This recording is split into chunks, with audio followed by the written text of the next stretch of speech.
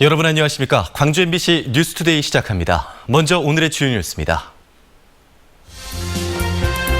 공공기관 등 직장 내 성희롱이 근절되지 않고 있는 가운데 오늘 16일부터 직장 내 괴롭힘 방지법이 시행됩니다. 광주 세계수영선수권대회 개막이 나흘 앞으로 다가온 가운데 세계 정상급 선수들을 비롯한 역대 최대 규모의 선수단이 참가 등록을 마쳤습니다. 명예훼손 혐의로 기소된 전두환 씨의 재판이 오늘 광주지법에서 속개돼 시민 4명이 5.18 당시 헬기 사격에 대해 증언할 예정입니다. 광주FC가 무패 행진 기록을 18경기로 늘리며 1부 리그 승격에 대한 기대를 한층 더 높였습니다. 2살배기 아기를 인질로 잡고 주부를 위협해 금품을 빼앗아 달아난 3인조 강도가 범행 사흘 만에 경찰에 붙잡혔습니다. 이들은 도박과 암호화폐로 진 빚에 시달리다가 인터넷 카페에서 만나 범행을 계획한 것으로 드러났습니다. 남궁욱 기자의 취재입니다. 2살배기 아기를 인질로 잡고 엄마를 위협해 금품을 빼앗아 달아난 3인조 강도가 범행 사흘 만에 모두 경찰에 붙잡혔습니다. 경찰에 붙잡힌 30살 조모 씨와 27살 한모 씨, 34살 김모 씨 등은 원래 서로 알지 못하는 사이로 한 달 전 인터넷 카페를 통해 알게 된 사이였습니다. 도박과 사업을 하다 5억 원가량의 빚을 진 조 씨는 인터넷 카페에 불법이든 합법이든 돈만 되면 하겠다는 글을 올렸고 이를 본 김 씨와 한 씨가 연락을 해서 만났습니다. 김 씨와 한 씨 역시 도박과 암호화폐 투자 등으로 수천만 원의 빚을 진 상태였습니다. 이들은 범행 하루 전인 지난 3일 광주에 내려와 범행을 모의했고 지난달 포항에서 발생한 아파트 강도를 따라하기로 결정했습니다. 그리고 범행 당일 이들은 범행 대상을 물색하다 복도식 아파트에서 더위에 문과 방범창을 열어놓고 지내던 피해자의 집에 쳐들어갔습니다. 미리 역할 분담을 한 대로 2명은 집 안으로 들어가 2살배기 아기를 흉기로 위협해 엄마에게 카드 대출로 1,500만 원을 받게 만들었고 집 밖에서 기다리던 나머지 1명은 엄마가 은행에서 대출받은 돈을 챙겼습니다. 범행 직후 이들은 택시와 버스를 번갈아 타며 경찰의 추격을 따돌리려 했지만 범행 사흘 만에 모두 붙잡혔습니다. 경찰은 이들 3명에게 구속영장을 신청했고 복도식 아파트같이 외부인의 출입이 쉬운 곳을 중심으로 순찰을 강화하겠다고 밝혔습니다. MBC 뉴스 남궁욱입니다. 미투 열풍 이후에도 직장 내 성희롱과 성추행은 사라지지 않았습니다. 최근에는 나주역 신도시 공공기관과 광주 남구청에서 성희롱 문제가 불거졌는데요. 이처럼 직장 내 성희롱 등 갑질 문화를 근절하기 위한 직장 내 괴롭힘 방지법이 오는 16일부터 시행됩니다. 우종훈 기자의 보도입니다. 한국농수산식품유통공사 노동조합은 최근 2년 임기 임명직인 감사가 여직원들을 성추행했다고 폭로했습니다. 불편함을 표시해도 여직원의 손을 잡는 등 부적절한 신체 접촉을 일삼은 것은 물론 취임 초기부터 차마 입에 담기도 힘든 성희롱 발언을 지속해왔다는 겁니다. 공사의 자체 조사 결과 성희롱 의혹은 어느 정도 사실인 것으로 알려졌습니다. 기업은 성추행 등 의혹을 받고 있는 감사에 대한 직무 정지권을 의결하고 이를 상위기관인 기획재정부에 건의했습니다. 이에 대해 해당 감사는 노조가 주장하는 성추행을 벌인 일이 없다며 감사 결과를 지켜본 뒤 소명이 필요하면 노조를 상대로 한 법적 조치에 나설 계획이라고 의혹을 부인했습니다. 공공기관 성추행 의혹은 이뿐만 아닙니다. 광주 남구청 직원 전용 게시판에는 최근 더러운 손이라는 제목의 글 한 편이 올라왔습니다. 당신이 가까이 오는 것이 치가 떨릴 정도로 싫다는 공무원은 욕망이 스멀대는 더러운 손을 거두라며 성추행을 암시하는 글을 올려 구청이 진상조사에 나섰습니다. 서울 남도학숙에서는 지난 2014년 상사와 여직원 간의 성추행 사건이 일어나 당사자들끼리 지리한 법적 공방을 벌여왔는데 최근 법원은 성범죄가 있었다며 피해자에게 배상하라는 판결을 내리기도 했습니다. 이처럼 직장 안에서 이루어지는 성폭력 등 갑질 행위를 근절하기 위한 직장 내 괴롭힘 방지법이 오는 16일부터 시행됩니다. 사용자의 괴롭힘 조사 의무를 강화하고 피해자의 인권 보호도 강화하는 내용입니다. 피해자들이 어떠한 피해를 입었을 때 구제를 요청할 수 있는 그 용기가 되는 거라고 생각을 하거든요. 시행이 임박한 직장 내 괴롭힘 방지법이 성희롱 없는 직장 문화를 만들어낼 수 있을지 기대를 모으고 있습니다. MBC 뉴스 우종훈입니다. 광주 지역 아파트 경비 노동자 4명 가운데 1명은 부당 대우를 받은 경험이 있는 것으로 나타났습니다. 광주시 비정규직 지원센터가 실시한 아파트 경비 노동자 근무 환경 조사에 따르면 응답자 300명 가운데 25.7%에 해당하는 78명이 입주민과 관리자로부터 부당 대우를 받았다고 응답했습니다. 부당 대우 경험은 한 달 평균 2.5회로 주로 300세대 미만의 소규모 아파트에서 입주민들의 부당한 지시가 많은 것으로 조사됐습니다. 최영호 전 광주 남구청장이 청사 리모델링 비용 상환 결정에 대해 당시의 계약서 요약본을 공개하며 감사원의 결과를 반박했습니다. 최 전 구청장은 SNS 등을 통해 남구청사 이전은 정부의 우수 사례로 평가돼 공사비 70억 원을 지원받았다며 감사원의 발표로 여론몰이 분위기가 조성돼 안타까움을 느끼고 있다고 밝혔습니다. 또 자산공사와의 계약서 일부를 공개하며 368억 원의 리모델링 비용은 임대 사업이 활성화되면 감당할 수 있는 비용이라고 주장했습니다. 이번 주에 개막하는 광주 세계 수영대회에 참가할 선수단이 속속 선수촌에 입촌하고 있습니다. 대회 참가하는 엔트리 등록도 역대 최대 규모로 마감됐습니다. 이재원 기자입니다.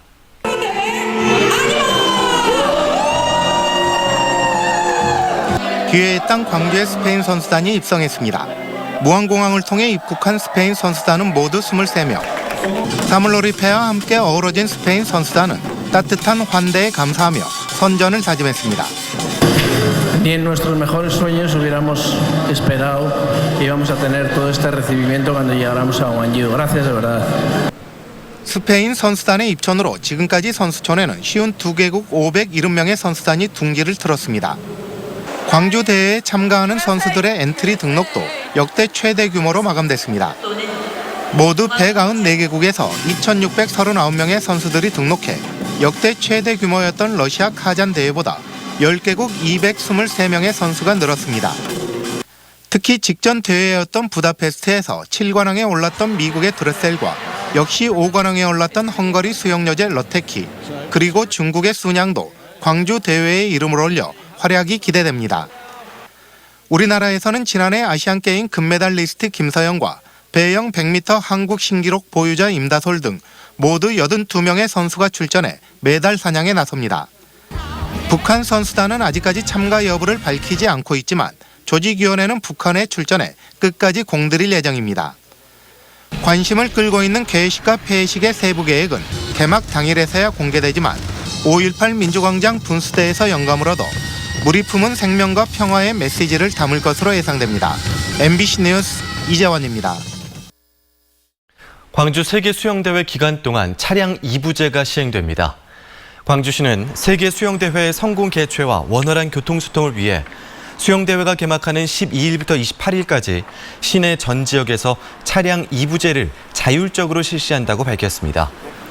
차량 2부제 대상은 10인승 이하 비사업용 승용차와 승합차로 대회 개폐회식이 열리는 12일과 28일은 차량 2부제를 의무적으로 시행할 예정입니다.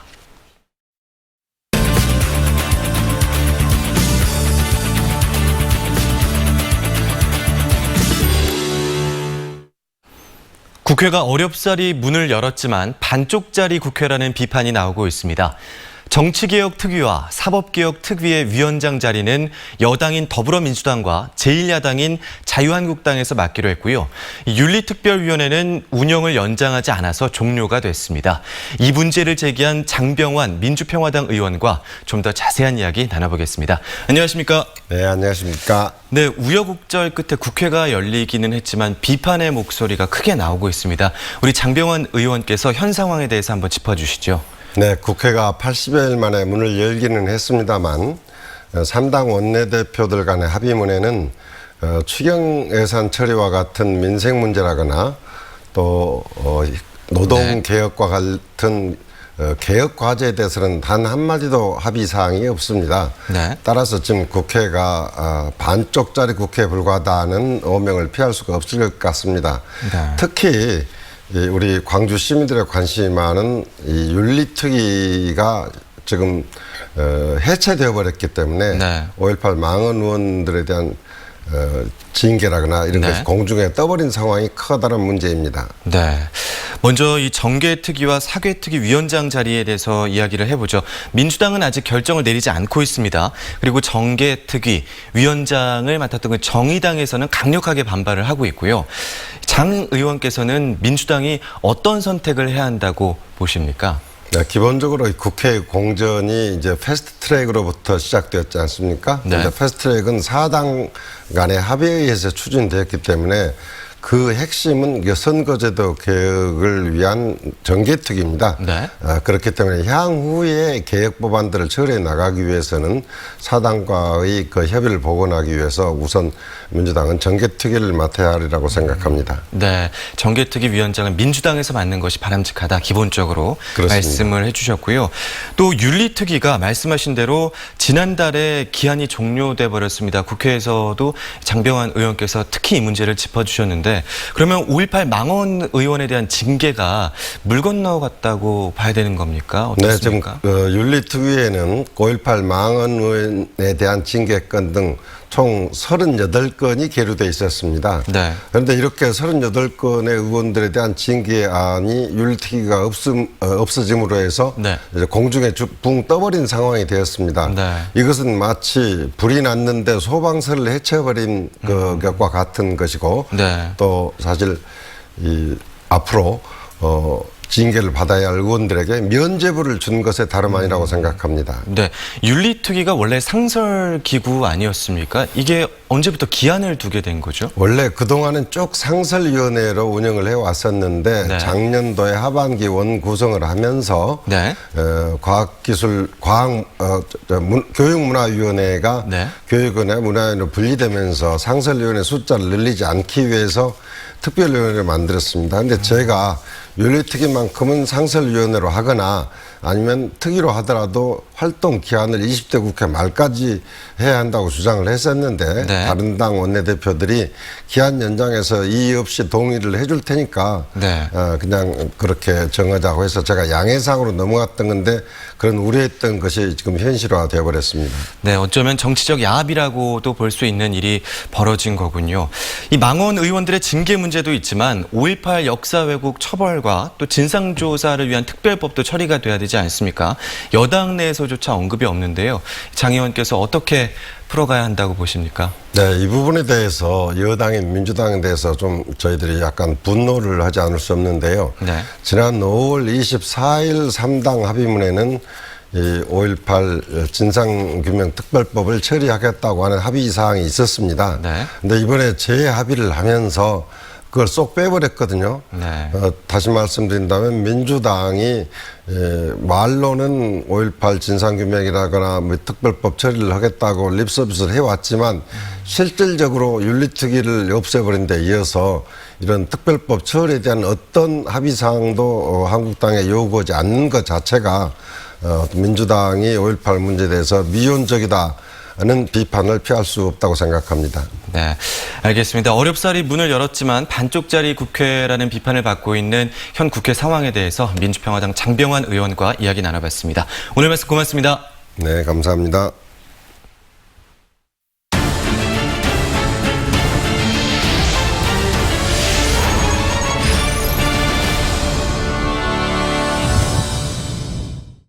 회고록을 통해 고 조비오 신부의 명예를 훼손한 혐의를 받고 있는 전두환 씨에 대한 재판이 속개됩니다. 광주지방법원은 오늘 사자 명예훼손 혐의로 기소된 전두환 씨에 대한 재판을 진행한다고 밝혔습니다. 이번 재판에는 시민 4명이 증인으로 출석해 5.18 광주 민주화운동 당시 계엄군의 헬기 사격을 증언할 예정입니다. 지난 재판에 출석하지 않았던 전두환 씨는 법원의 불출석 허가에 따라 이번에도 나오지 않을 것으로 알려졌습니다.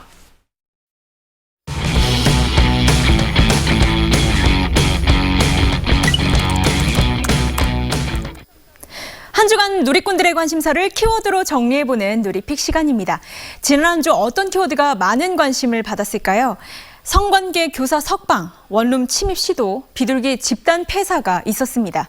어떤 내용인지 먼저 성관계 교사 석방부터 살펴보겠습니다. 지난해 광주의 한 교사가 여고생 제자와의 성관계 동영상을 촬영하고 성적을 조작했던 일이 있었죠. 최근 항소심에서 징역 3년의 집행을 4년간 유예하는 집행유예로 감형하고 이 교사를 석방했는데요. 재판부는 범행을 반성하는 점과 성관계 영상이 외부로 유출되지 않은 점 등을 고려해 이 같은 판결을 내린 겁니다. 동영상 유출 안 시키면 감형시켜주는 나라, 굿! 학교 망신시킨 죄도 추가해도 모자랄 판에 집행유예는 무슨. 많은 누리꾼들 이번 재판부 판결에 대해 인정하기 어렵다는 반응을 보였는데요. 이와 함께 우리나라 법이 가해자에게만 너무 관대한 것 아니냐는 비판의 목소리도 끊이지 않았습니다. 혼자 사는 여성의 집에 침입하려던 남성이 경찰에 붙잡혔다는 소식에도 관심이 높았습니다. 이 남성은 같은 원룸 2층에 사는 피해자의 집 창문으로 침입하기 위해 주차장 구조물을 타고 올라갔다가 잠에서 깬 여성이 소리 지르자 달아났는데요. 경찰의 CCTV 분석으로 붙잡히게 됐습니다. 창문 안 열리게 하는 잠금 장치 사줄 사람, 요즘 이런 사람 왜 이렇게 많지? 최근 혼자 사는 여성을 대상으로 한 주거 침입 범죄가 잇따라 발생하다 보니 불안과 걱정에 마음 졸이는 누리꾼들이 많았습니다.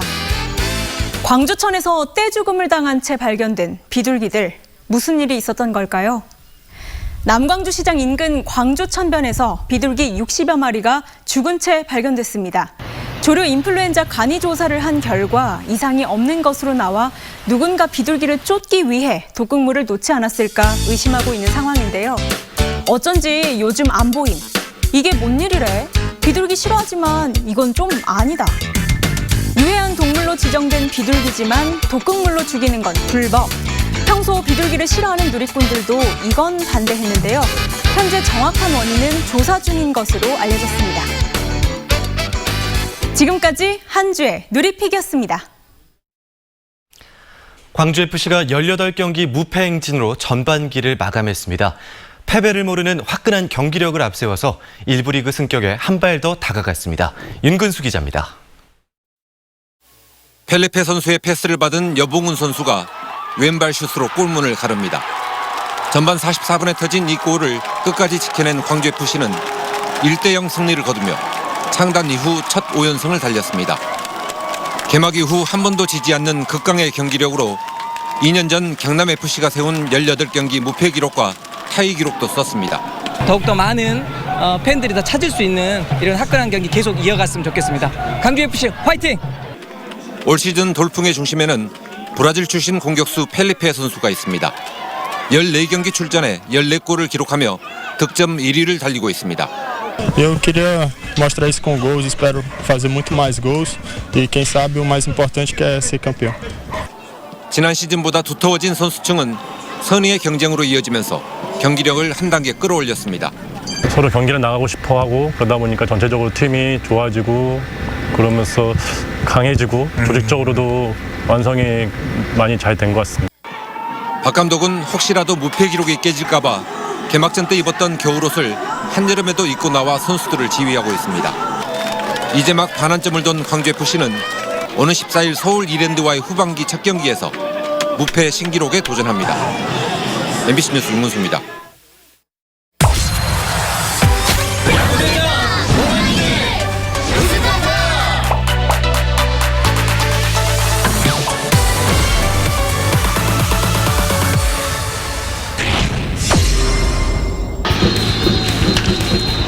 이 타구는 3루간을 빠져나갑니다. 한승택의 적시타.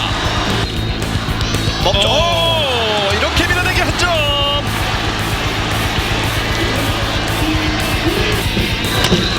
그렇죠. 안타요. 3루 주자 그리고 2루 던져까지 홈으로 2타점 적시타. 밀었어요. 빠져나갔습니다. 3루 주자 그리고 2루까지 홈으로 들어갔습니다. 2타점. 잡을 수 없이 날아오고 있는 기아 타이거스. 3루의 윤지를 쳤습니다. 높게 떠서 멀리 훨훨 날아갑니다. 탑점 넘어갔어요. 오늘 잊지 않을 만한 경기를 계속해서 펼쳐가고 있는 기아 타이거스. 사실 전혀 예측하지 못한 또 대단한 홈런이 지금 나왔습니다. 밀었습니다. 우중간 쪽 멀리 갑니다. 이 타구는 우중간을 꿰뚫고 펜스까지 마른마른 박차로도 2루 받고 3루 받고 홈까지 이제 홈을 향합니다. 홈으로 역전 디어 타이거스.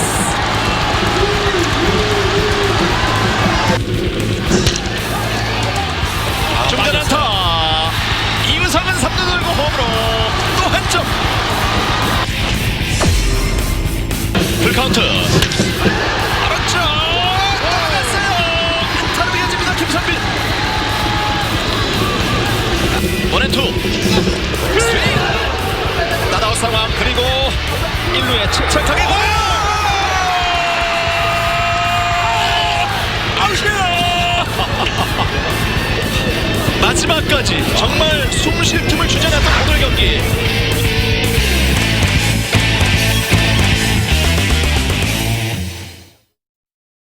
국립아시아문화전당 광장에 물놀이장이 운영됩니다. 광주시와 국립아시아문화전당은 내일부터 다음 달 11일까지 전당 문화광장 물놀이장을 개장한다고 밝혔습니다.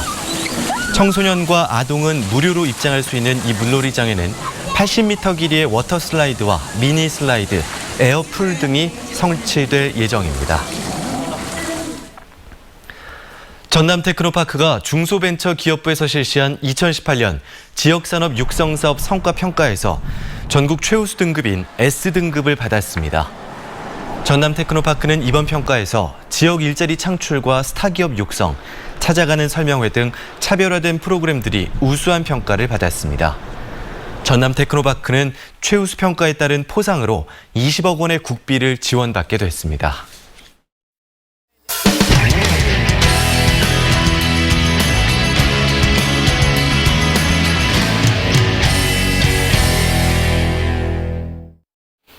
요즘 지자체들마다 노인이나 어린이 또 청년을 위한 각종 수당 등 다양한 현금성 복지 정책을 내놓고 있습니다. 그런데 이런 복지 정책들이 열악한 지방 재정에 발목을 잡을 수 있다고 판단한 전국의 지자체들이 스스로 제동을 걸고 있습니다. 대전 MBC 김태욱 기자가 보도합니다. 천안시는 매달 10만 원씩 지급하던 참전유공자 수당을 올해 15만 원으로 올렸고, 아산시는 만 65살 이상 노인 누구에게나 목욕탕이나 미용실에서 쓸 수 있는 무료 쿠폰을 나눠줍니다.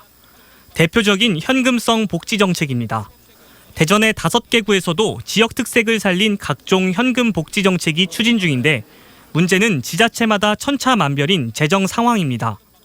특히 이제 어떤 것을 우려하냐면 어떤 선심성, 또 선출직들은 표를 의식한 이런 그 복지를 이렇게 의식 안 할 수가 없어요.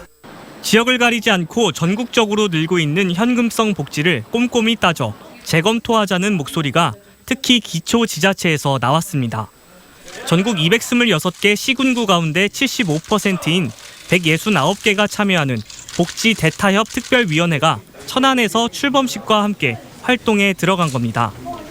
곧바로 지자체들이 시행 중인 현금 복지 정책을 전수조사하고 성과를 따져 스스로 잣대인 권고안을 정한다는 계획입니다.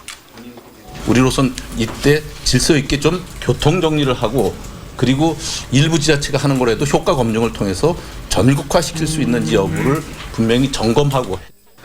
경쟁적으로 현금성 복지를 확대하면 가뜩이나 어려운 지자체 재정을 열악하게 해 자칫 발목을 잡을 수 있다는 판단에서입니다. 또 아동수당이나 기초연금 등 모든 국민들이 차별 없이 누려야 할 6대 복지수당은 중앙정부가 전액 부담해달라고 건의하기로 했습니다.